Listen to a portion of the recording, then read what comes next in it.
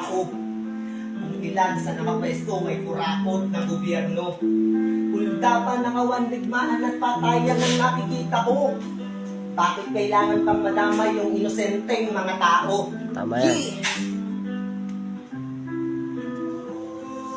Ilan pa bang bangkay ang kapalat sa lansangan ng patasakit isipin tayo ang nagpapatayan araw-araw na lang ay aking nababalitaan. Walang kaawa-awa kahit di napatunayan. Ang masakit pa doon mag-iiwan ng tanda. Lalagyan ka ng tinggaan yung dugoy bumabaha. Sinugang na sa likod ng maskarang itim. Ang buhay ng iba ay kailangan pang kikiling. Walang pinipili na oras kahit na walang atraso. Sa isang putok parang kumapatay ng aso. At iba-ibang trahedya ang aking nakikita. Puro na lang patayan may gawa mga pulisya. Silang matatalino ang nakaupo sa trono. Tapos sasabihin nyo maraming pagbabago. Sino ba ang responsable sa nangyayaring patayan? Bukas makalawa baka kayo ang paglamayan. Oh, fuck that shit, man.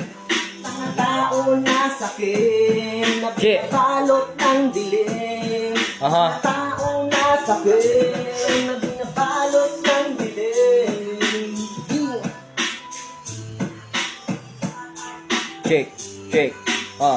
Check this. Marami na ang napahamak at dugo nila'y tumanak dahil sa maling paniniwalang may ilang sumabak sa droga na madaling pagkakitaan ng salapi. Ngunit ang isa kamay nyo, ang batas dyan ay mali. Nagkaputukan kagabi, isang bangkay ang humandusay dahil nga umatakin na naman ang kumakatay. Taong nakamaskarang itim, kamusta ka? Kung nakikinig ka, sapul ka sa aking kanta. Alam kong merong promotor na nagtatago sa palasyo. Itago sa pangalang aka Mr. Verdugo. Kakayado mo para ay diktador na vigilante. Ano ba no pulis mo ang isa sa vigilante? Huwag nang magugas kamay, kilala na karakas nyo. Ultimong disinting inusinti, di nadamay mo. Unang version pa lang to mula sa punong mangungusig. Ikaapat sa mga disipulong nagkakit-bisig. Sa bansang Pilipinas, katarungan ay bulag. Ilan ka bang Pilipino ang hahandusay sa lapag?